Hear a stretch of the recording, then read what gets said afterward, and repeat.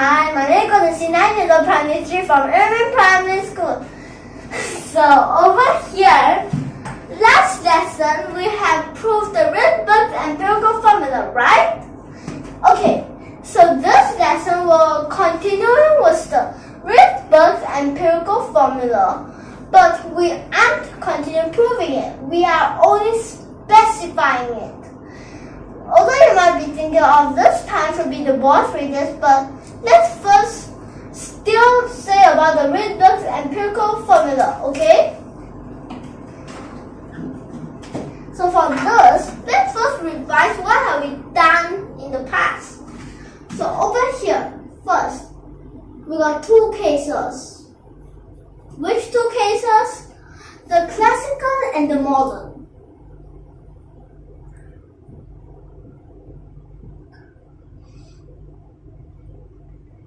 But what I mean by this modern, don't confuse this modern with this present modern. So there are two types of modern. Old quantum, which is the past from the last century, from the two decades, okay? Means that from 1900 to 1920, okay? So here, this is the old quantum, but you also can say as the modern is the past modern, okay? So here, classical. We are mainly focusing about two parts for the classical, which although you could say there's three parts or more, actually let me tell you this part will mainly focus on three parts, but the third part is at last. So mainly these two parts. First, the Newton's second law of motion.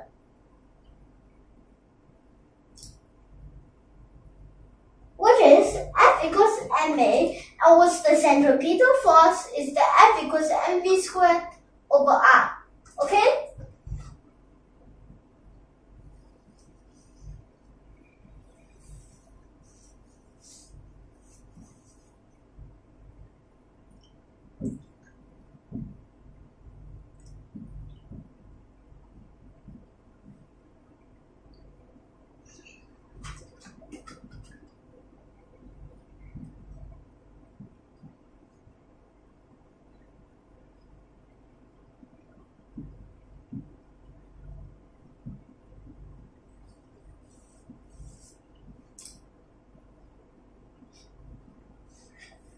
Like this, and then for the other part is you guessed it, it's a Coulomb's law. But full name, what is it?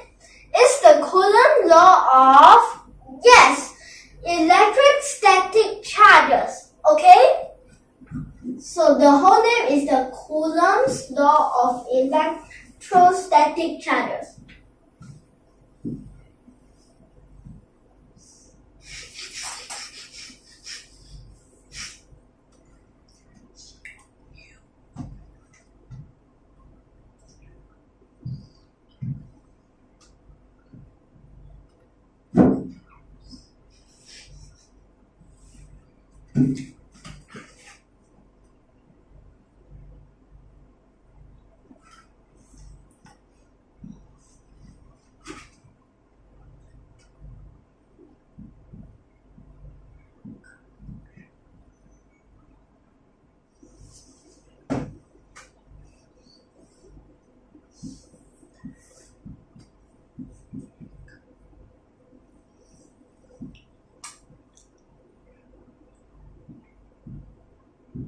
Which is the F equals to, so already find it out, we don't need to write much about it.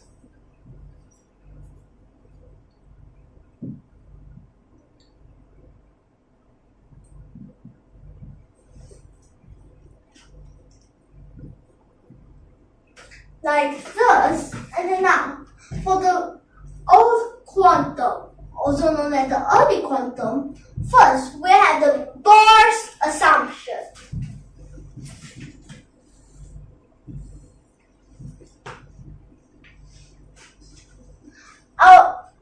Bohr's assumption you also can say as Bohr's hypothesis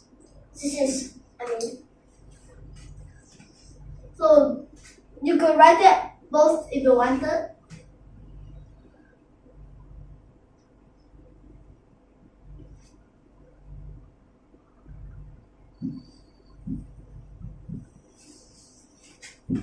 The Bohr's assumption, which is, okay, so it's the moment of momentum, also known as the angular momentum, okay? Which is the mvr, which is equal to the nh to the bar, which is the reduced Planck's constant or Dirac's constant, okay? So here, or you also can say as nh, the Planck's constant, over 2 pi. And there's the second one, which is the Einstein's assumption.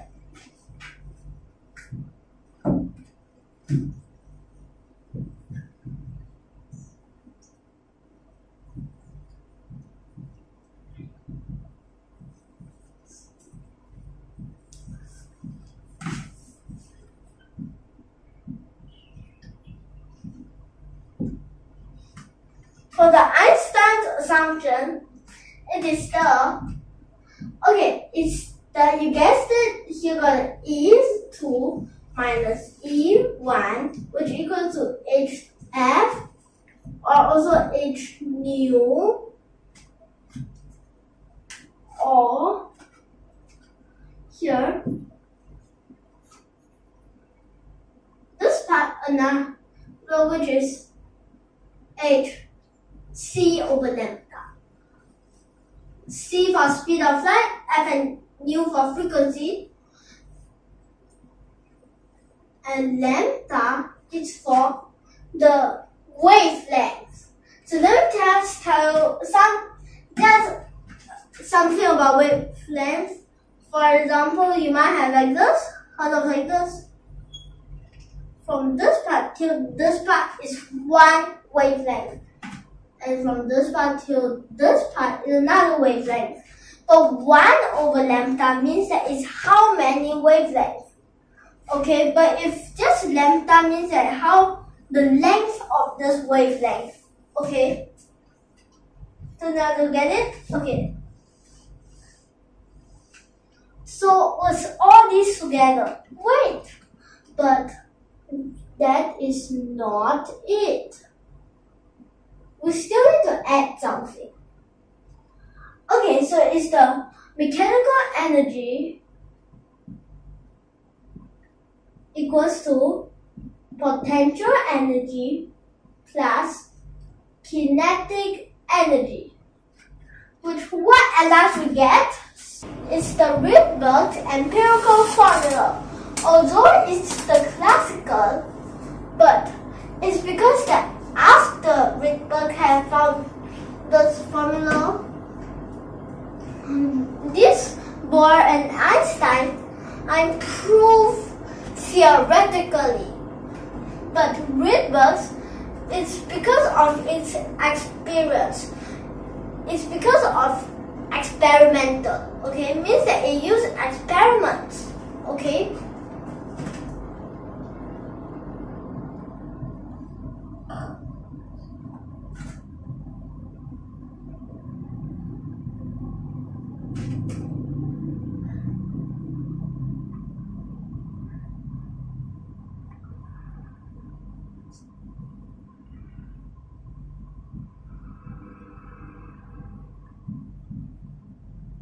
So the Rydberg's empirical formula. So over here. So this is ME means that it's the mass for the electron. Okay. This is the charge. And then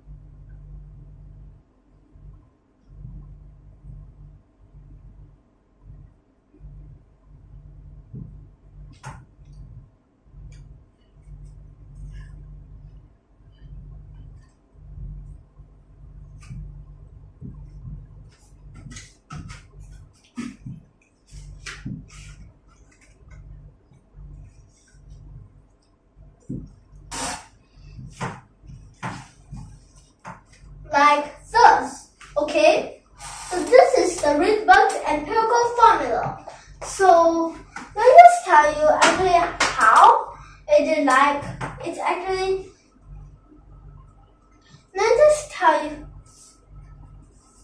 that over here, and then let me just tell you one more thing. This is the 1 over lambda. Okay? So here, let me explain. Although you might be wondering why is this so, what I mean is why is it in the classical but instead of modern still need to prove this? It's because the classical we still don't have the quantum, the early quantum, the old quantum. Actually, all these only started from 1900, okay? Which when we started to have this, we started to prove things theoretically, but in the past we only can use our experience and some others like we use experiments and write down data and then compare and get all these formulas. It could be quite weird that although the past you already have this formula, but the modern still need to prove it. So let me just tell you, because that we only use the experiment, which is quite hard to do it. So we also need to try to prove it theoretically, and then it must make sense. Okay, so here, let's just not say much about this. So this part will mainly focus about, okay, so here you know that this is equal to RH 1 over n1 square minus 1 over n2 square, like this. So here, there's one thing. Okay, before we start anything, I need to calculate some things, okay? So, things that I need to calculate.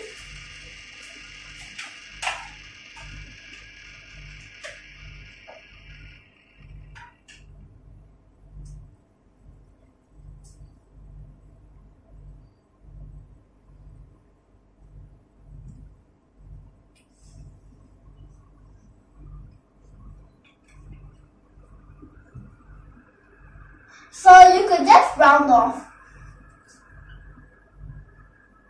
if you want to.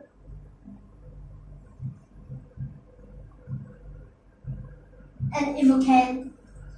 And then here therefore the mass of the electron. So now for the charge of the electron.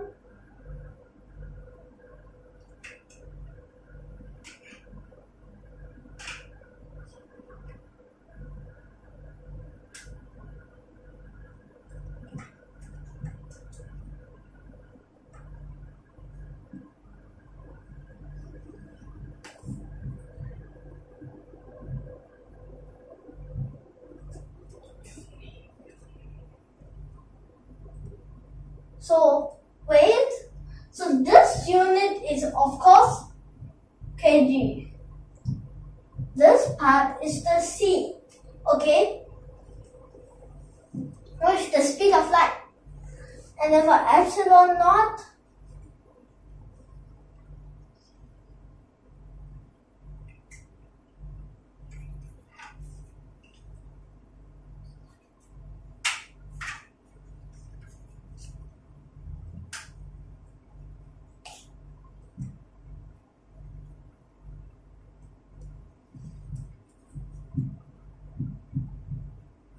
and then what's its unit? Is c squared per Newton times meter squared, okay? And then after that,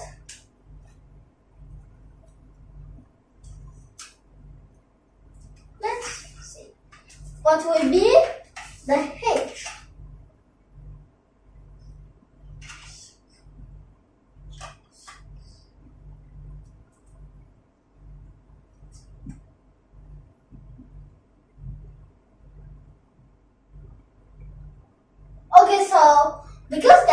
multiply this part and this part by 1 decimal, so the rest also best write 1 decimal.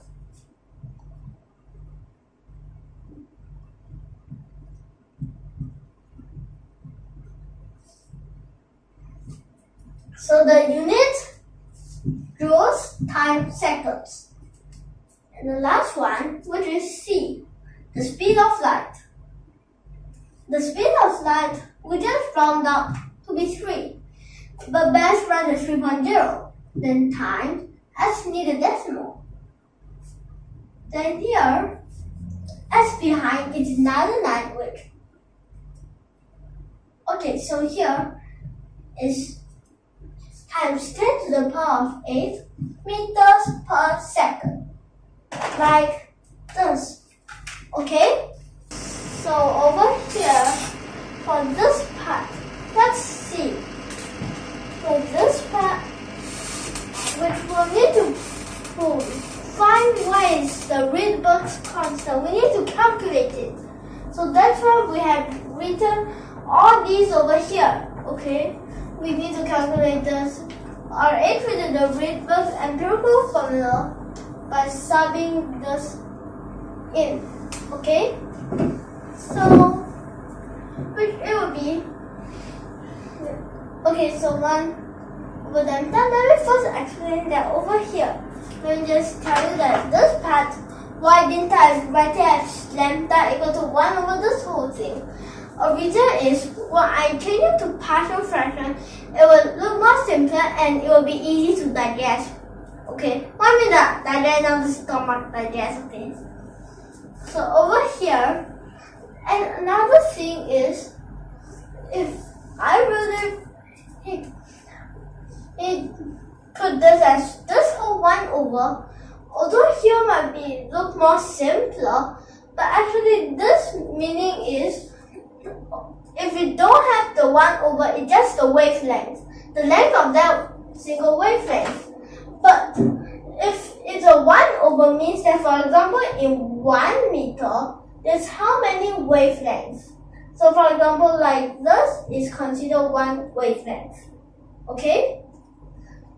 It means that there's a concave up, and then after that concave down, one whole round, then it's a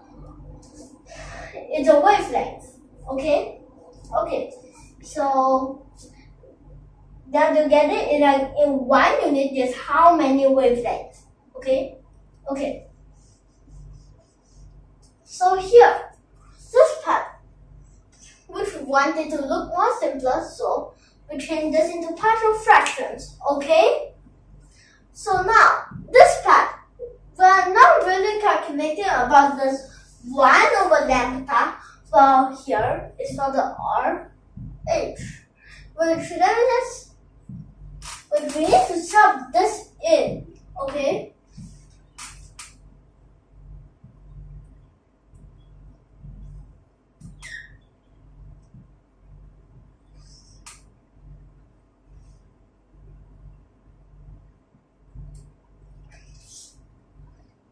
And then here, let's sub it in. Okay, let's put it into different significant figures. Okay? Means that this part, okay, let's just explain a little. Okay, so this part is 2 significant figures. These are the significants, now these times 10. So let's put the significant to one side and this part to another side. But if you straight away sub it in, right, you have math error. Let me tell you why. Because that the calculator will only calculate until either there's 100 digits or either there's 100 decimals. Which if there are more than 100 of them, the calculator will totally ignore it and then either say 0 or either say math error. Okay? So here, now, put the significance together.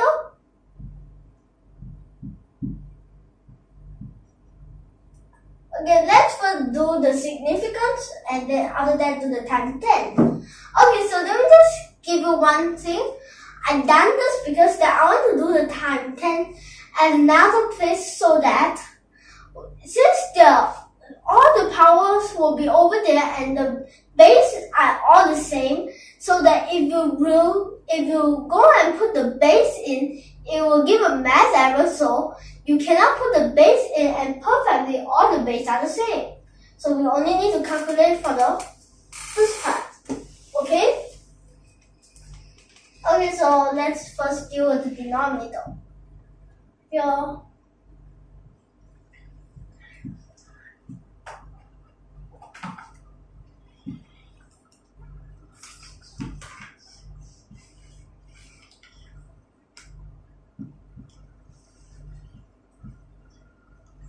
Okay, so now for the times 10 part.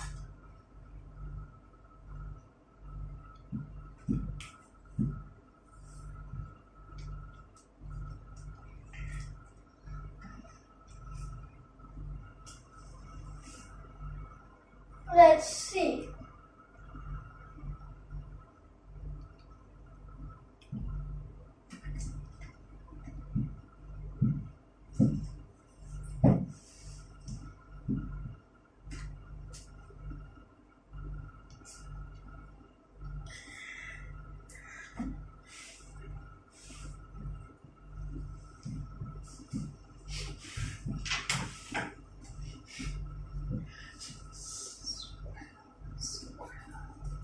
Oh, over here, because, okay, so over here, it's not 19 as here to the power of 4, so,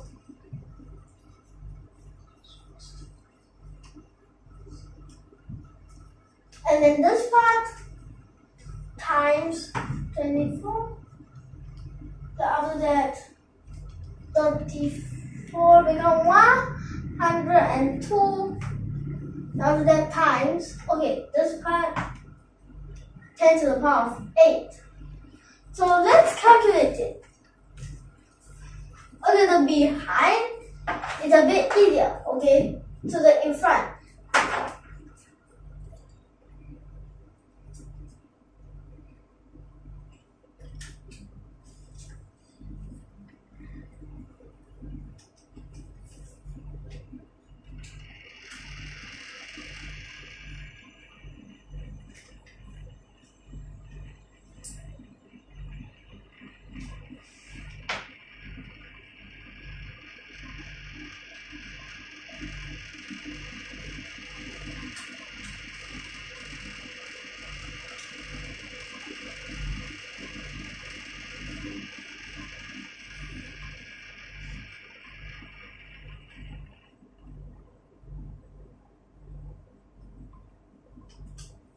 So let's see. So what you'll get is 1.09 because the rest are, we just round down, okay? So here, what you get could be like this. But wait, you still haven't get the part yet. Do you know why? Because that over here you calculate, actually that's why you can manually calculate if you don't know. Okay, so here if you manually calculate it straight away to the power of 11. And after that, minus these two powers.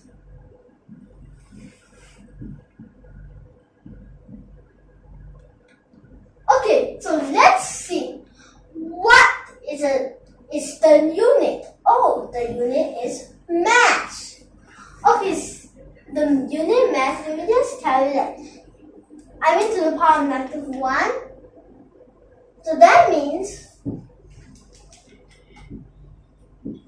in this case, if I submit this answer in, means that you are saying for the lambda, how many wavelengths in 1 meter, okay? So let's see. But what if you said you want it in joules? So what shall we do? Okay. Actually, it's not really. Okay, so here, let's see. So over here, you might have wondered about what about other units? Well, who can have that? So, for example, let's see. Oh, this part, we just need to times the HC. So, let me tell another good thing if you write it like that. If you write it at this fraction, the HC will just times here. You can straight away, it will become the energy. And you know the And another, okay, so that's what's so good. You can straight away times and then relate to energy. And another thing that I want to say, okay, so here, you might be wondering why E2 minus E1 allows become this N1 over N1 square minus 1 over N2 square. The reason is, at first, because of the potential energy, so a negative came out from the electrons. Okay, so now let's calculate for this. We just need to times the HC, okay? Okay, so what I got is 2.2 times 10 to the power of negative 18, okay? Like this. And then what is the unit? The unit is joules per atoms. Or you also can say joules per photons. But best, okay, you can choose whatever you want. Okay, but best is to say joules per atom absorbed per photon, or else joules per photon absorbed by the electron from the atom. From per atom. Let me just tell you, this one if so let me go like that. I also can tell you something else. So here, since we said about atoms, so let me draw one. So this which is the photon. So there's actually a lot of shells. Actually, there should be infinity shells, but they are not connected. Okay.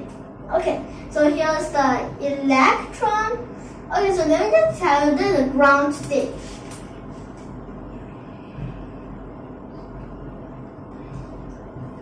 Which this first shell, that means second shell, and so on and so forth. Well, here, let me just tell you. If a photon comes in, which strikes this electron, excitation happens, means that this electron absorbs the photon, and then because of excitation, so it goes to the next shell. But there are only maybe. But if, for example, only it didn't give enough, it only jumped halfway, so it will go back. But if it jumped, for example, from here to here, because it's a gap, so either it jumped till here or here.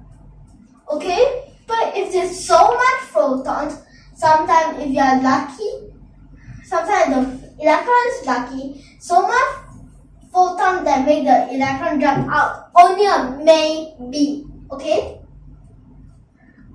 So, okay, so if there are no more photons, if these are all gone, if these photons are all gone, this and this electron gets photons. So the excitation will drop back to the ground state when it's the most stable. Okay? Okay, dropping down until it's so stable that it can't drop anymore. Okay? So here, let's see. What else would you want? Okay, would you want to calculate the mole as our favorite unit in chemistry isn't the atoms.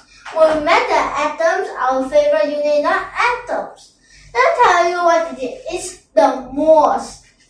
1 mole, actually, you need to use the Avogadro's number, which 1 mole is about only 6 times 10 to the power of 23. Okay?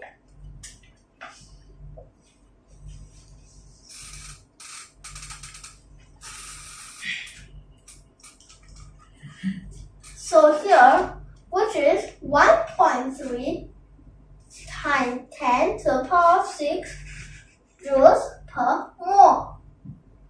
So let me just tell you there's 2 types. Let me just tell you. Okay, so this for extra, okay? So you sometimes might math this kind. This C12, actually this 12, there's two reasons. One, okay, this part you have 12 nucleons, okay? Nucleons are protons and neutrons, while the other case is 12 grams. What I mean by 12 grams, this is only like saying, okay, don't confuse more with Mr. Then they tell, although they look the same, and they tell they are totally different things, okay? So here, the mole of carbon is actually equals to 12 grams. Okay? So here, now do you get it? Okay, so because that this 12 actually means that a mole of it is 12 grams. And then let's tell you a reason why they like to use more than atoms. A reason is if you just write atoms, you can calculate the atom size, and so they're about that at the using the Avogadro's number, like one more of this. For example, hydrogen is actually the Avogadro number times this. Okay, so now we'll end here. Next time we'll continue. If you like our video, don't forget to subscribe to our channel. Tune in for more, and thank you for your watching.